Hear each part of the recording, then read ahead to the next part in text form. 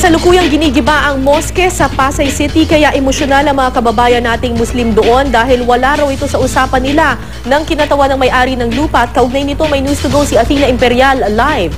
Athena, kumusta na dyan? Yes, Kara, ikinagulat nga ng mga kapatid nating Muslim ang paggiba sa kanilang moske rito sa Pasay City kaninang madaling araw. Emosyonal ang mga kapatid nating Muslim na dating mga residente rito sa May Rojas Boulevard dahil kasalukuyang ginigiba ang moske kung saan sila sumasamba. Ayon sa mga residente, nagkaroon daw ng pag-uusap sa pagitan nila at ng kinatawan ng may-ari ng lupa kung saan napagkasunduan na aalis sila sa lugar kapalit sa karampatang halaga.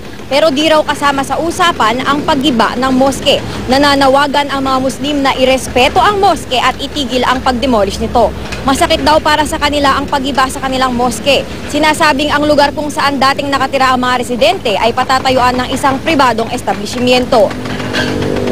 Pumayag kami magbinta dyan sa bahay. Hindi kami pumayag pati yung moske binta namin.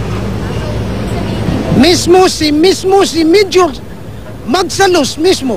Ako mismong karap niya nagmisa dyan nung nakalipas na Friday na siyang nagsabi na hindi yan masisira. Sa ngayon, Kara, ay hindi pa nagbibigay ng pahayag ang demolition team maging ang mga otoridad hinggil sa demolisyon ng moske. At yan muna ang pinakahuling balita mula rito sa Pasay. Kara? Maraming salamat, Athena Imperial.